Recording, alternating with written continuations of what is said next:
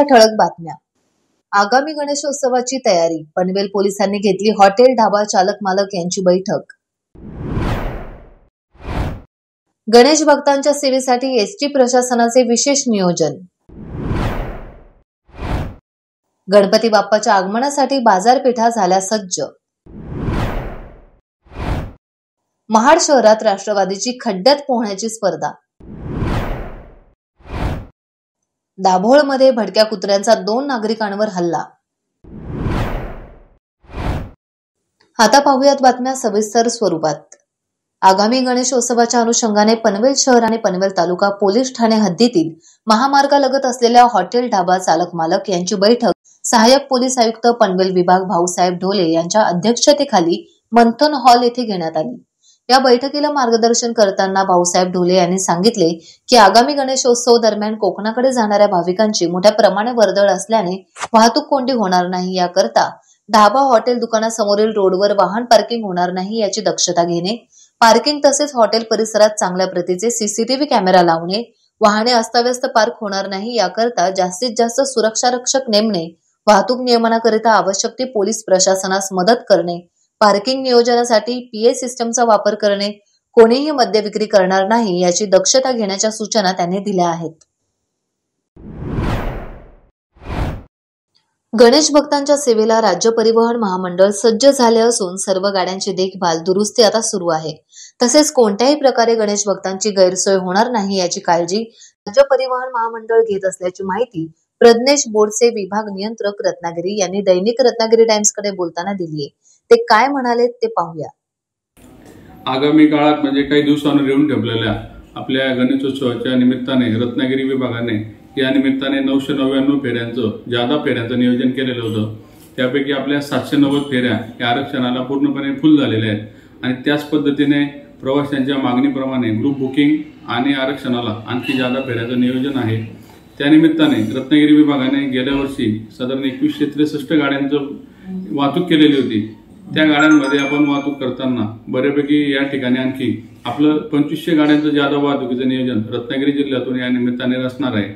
या निमित्ताने पूर्वतयारी म्हणून मार्गस्थ बिघाड पथके असतील, गस्त पथके असतील, देखभाल दुरुस्ती पथके असतील, या ठिकाणी आम्ही एक पूर्व नियोजन करून प्रवाशांना कुठलेही या ठिकाणी गैरसोय किंवा त्रास सामोरे जावं लागणार नाही त्यासाठी पूर्वतयारी केलेली आहे. त्याच पद्धतीने आरक्षण केंद्र जे आहे ते सकाळी 6 वाजेपासून तर रात्री 10 वाजेपासून आपण पूर्ण क्षमतेने त्या ठिकाणी सुरू ठेवलेले आहेत. हे करताना जादा वाहतुकीची जी दक्षता घेताना जिल्ह्यातील ग्रामीण भागातील जनतेला बाजार असतील, सजावटीचं साहित्य किंवा इतर वस्तू खरेदीसाठी आपल्या गावापासून तर जिल्ह्यापर्यंत तालुक्यापर्यंत येण्यासाठी कुठलीही या ठिकाणी गाडीची कमतरता भासणार नाही याची देखील आम्ही खबरदारी परिवहन विभागामार्फत घेतलेली आहे. रेल्वेतून येणाऱ्या प्रवाशांकरता रेल्वे प्रवाशांकडून जादा गणपती फेऱ्यांचं आम्हाला अलोकेशन मिळालेलं आहे. त्याच पद्धतीने आम्ही स्टेशनवरून सुद्धा बस स्टँडपर्यंत जादा फेऱ्या या सुरू करत आहोत.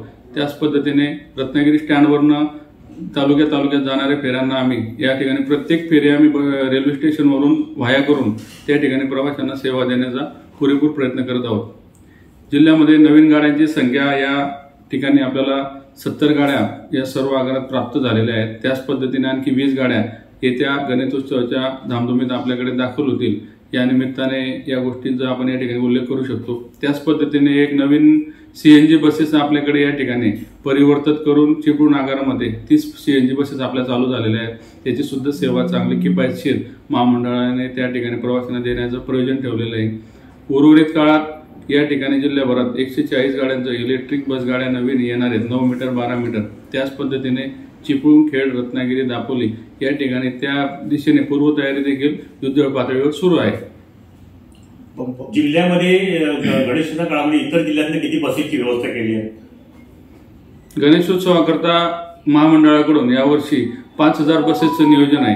त्याच पद्धतीने आपल्याकडे जिल्ह्याभरात साधारण 3000 ते 3500 गाड्या आपल्या जिल्ह्यात दाखल होतील आणि त्या परतीला त्या तुलनेत आपण पूर्ण क्षमतेने गेल्या वर्षीपेक्षा साधारण आपण 2500 गाड्यांचं नियोजन या जिल्ह्यातून आपण परतीला उपलब्ध करून देणार आहोत. गेल्या 2 दिवसांपासून पावसाने विश्रांती घेतल्यामुळे गणेशोत्सवासाठी खरेदी करणाऱ्या रत्नागिरीकरांची पावले बाजारपेठेकडे आता वळली आहेत. अवघ्या काही दिवसांवर आलेल्या गणेशोत्सवामुळे रत्नागिरी शहरातील बाजारपेठांमध्ये लगबग वाढली असून बाप्पाच्या स्वागतासाठी विविध वस्तू आणि साहित्याने दुकाने सजली आहेत. गणेशोत्सव हा कोकणातील सर्वात मोठा आणि महत्त्वाचा सण आहे. यावर्षी गणेश चतुर्थी जवळ आल्यामुळे रत्नागिरीतील मुख्य बाजारपेठा, विशेषतः टिळकाळी, मारुती मंदिर आणि शहरातील अन्य प्रमुख बाजारपेठांमध्ये खरेदीसाठी गर्दी उसळली आहे. नेहमीप्रमाणे गणेशोत्सवाच्या तयारीचा भाग म्हणून मूर्ती, मखर, रोषणाईचे साहित्य, विविध प्रकारची फुले, हार आणि पूजेच्या वस्तूंनी बाजारपेठा फुलून गेल्या आहेत.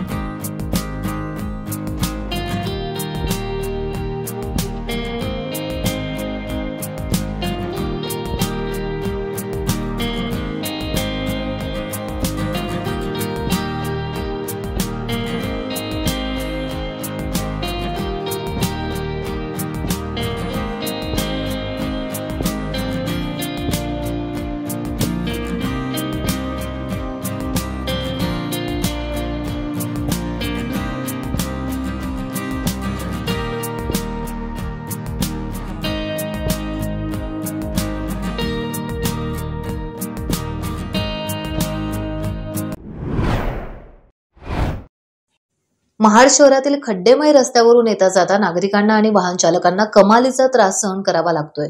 नागरिकांच्या या गंभीर समस्येवर राष्ट्रवादी काँग्रेस शरदचंद्र पवार पक्षाच्या वतीने एक अनोखे आंदोलन करण्यात येणार असल्याची माहिती राष्ट्रवादी काँग्रेसचे जिल्हाध्यक्ष रवींद्र चव्हाण यांनी दैनिक रायगड टाइम्सशी बोलताना दिली आहे. ऐतिहासिक महाड शहरात जागोजागी पडलेल्या खड्ड्यांमध्ये आता पोहण्याची स्पर्धा आयोजित करण्यात आली आहे. महाड शहरात जागोजागी पडलेल्या खड्ड्यांचा जाहीर निषेध करण्यासाठी खड्ड्यांमध्ये पोहण्याची अभिनव स्पर्धा सोमवार दिनांक 25 ऑगस्ट 2025 रोजी आयोजित करण्यात आली आहे. दरम्यान महाड शहरात अशा प्रकारची आगळी वेगळी अशी ही स्पर्धा पहिल्यांदाच आयोजित करण्यात आली असून यामध्ये रस्त्यावरील खड्ड्यांमध्ये पोहून बक्षीस कोण कोण जिंकणार याची उत्सुकता अनेकांना लागून राहिली असल्याची चर्चा आता ऐकायला मिळते. दापोली तालुक्यातील दाभोळ शहर आणि परिसरात भटक्या कुत्र्यांचा हैदोस वाढत असून 2 दिवसात घडलेल्या सलग हल्ल्यांमुळे नागरिकांमध्ये भीतीचं आणि संतापाचं वातावरण आता पसरलं आहे. यामध्ये 2 व्यक्तींना गंभीर दुखापत झाली आहे. पंचायतीच्या निष्क्रिय भूमिकेवर नागरिकांनी तीव्र नाराजी व्यक्त केली आहे. दाभोळ परिसरातील 2 नागरिकांवर भटक्या कुत्र्यांनी हल्ला केला. फिरण्यासाठी बाहेर पडलेले बाबा देसाई वय वर्ष 67 आणि योगेश यशवंत मामुणकर वय वर्ष 42 यांच्यावर काही कुत्र्यांनी एकत्रितपणे झडप घालून चावा घेतल्याच्या प्रत्यक्षदर्शींनी सांगितले. या दोघांनाही गंभीर दुखापत झाली असून त्यांच्यावर दापोली उपजिल्हा रुग्णालयात उपचार आता सुरू आहेत. टाइम्स डिजिटलला लाईक करा, शेअर करा, सबस्क्राईब करा आणि बेल आयकॉन दाबायला विसरू नका. Times digital.